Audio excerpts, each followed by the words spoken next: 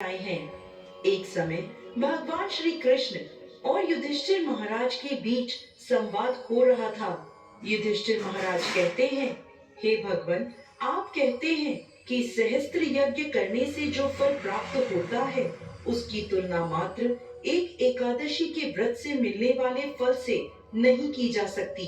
कृपा कर मुझे मार्गशीर्ष मास के कृष्ण पक्ष में आने वाली एकादशी के महत्व को बताएं कि यह एकादशी इतनी विशेष क्यों है और किस प्रकार यह इतनी मंगलमय बनी है।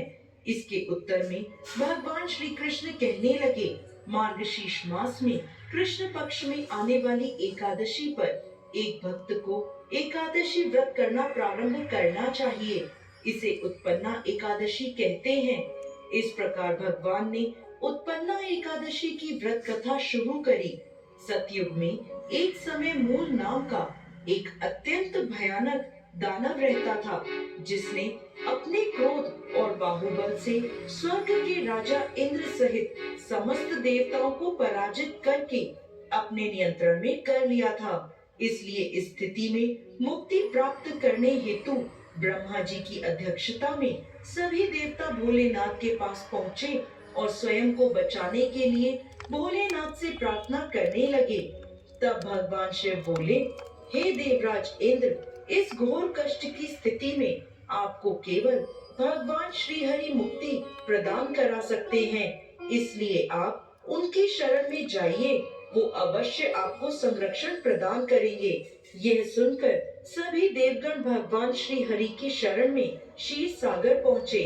वहां जाकर उन्होंने भगवान विष्णु से प्रार्थना करी और कहने लगे, हे कमल नयन, हे मधुसूदन, आप सर्वज्ञ हैं। आप सदैव अपनी शरण में आने वाले की रक्षा करते हैं। हे प्रभु, ब्राह्मण कुल में नाड़ी जंग नामक एक शक्तिशाली दैत्य उत्पन्न हुआ था, जिसने सभी देवताओं का संहार करने की प्रतिज्ञा ली थी, जिसका पुत्र है मोर दैत्य। इसकी नगरी का नाम है चंद्रावती और इसने त्रिलोक में हाहाकार मचाया हुआ है। सभी देवताओं को पराजित कर इसने अपने पराधीन कर लिया है। हे पृथ्वीपति, अब आप ही हमारी रक्षा करें। यह सुनकर भगवान श्री हरि क्रोधित हो गए और उन्होंने सभी देवताओं से कहा कि वो इसी क्षण चंद्रावती पर आक्रमण करें और भगवान स्वयं इस युद्ध का नेतृत्व करेंगे। जब मूर दैत्य ने सभी देवताओं को अपने नगर की ओर आते हुए देखा, तो वो अपने सैनिकों के साथ गर्जना करता हुआ आगे बढ़ा। भगवान और मूर दैत्य के बीच भयंकर युद्ध हुआ। मूर दैत्य ने अपनी मायावी शक्तियों का प्रयोग किया और भगवान श्री हरि उसे परास्त कर रहे थे। इस प्रकार देवताओं के 1000 वर्ष तक यह युद्ध चलता रहा। इसके बाद भगवान ने अपनी एक दिव्य लीला प्रकट करी। भगवान अचानक युद्ध क्षेत्र से अदृश्य हो गए और बद्रिका आश्रम में चले गए। वहां उन्होंने हेमवती नाम की एक अत्यंत सुंदर गुफा में विश्राम करा। जब मूर दैत्य को ये बात पता चली कि भगवान विश्राम कर रहे हैं, तो उसने निश्चय किया कि अब वो भगवान श्री हरि का वध उसी गुफा में करेगा। ऐसा निश्चय कर वो गुफा में पहुंचा। उसी समय भगवान के शरीर से एक अति तेजमय कन्या उत्पन्न हुई। यह बिजली के समान तीव्र और समस्त अस्त्र शस्त्रों से सुसज्जित थी। इस कन्या ने मूर दैत्य को युद्ध के लिए ललकारा।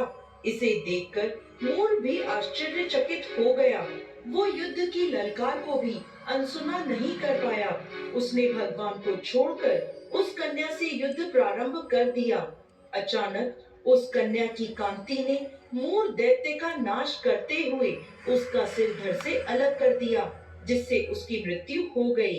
जैसे ही उसकी मृत्यु हुई, भगवान श्री हरि निद्रा से उठते हैं और उस तेजस्वी कन्या से पूछते हैं, देवी, आप कौन हैं और इस असुर का वध किसने किया? तब वह अपने हाथ जोड़कर विनम्रता से कहने लगी, हे पूर्ण पुरुषोत्तम भगवान श्री हरि, मैं आपके ही दिव्य शरीर से उत्पन्न हुई हूँ और यह असुर आपको क्षति पहुँचाना चाहता था, इसलिए मैंने इसका वध कर दिया। यह सुनकर भगवान अत्यंत प्रसन्न हुए और उन्होंने कहा, हे देवी, आपने सभी देवताओं को इस महान संकट से बचाया है और आपके इस पराक्रम से मैं अति प्रसन्न हूँ। आपको जो भी चाहिए मुझसे मांग लीजिए। यह सुनकर वो कन्या बोली, हे प्रभु, यदि आप मुझसे प्रसन्न हैं, तो मुझे वरदान दीजिए कि आज के दिन जब मैं उत्पन्न हुई हूँ, जो भी व्यक्ति आज का उपवास कर आपकी पूजा आराधना करे, उसके समस्त पापों का नाश मैं कर सकूं।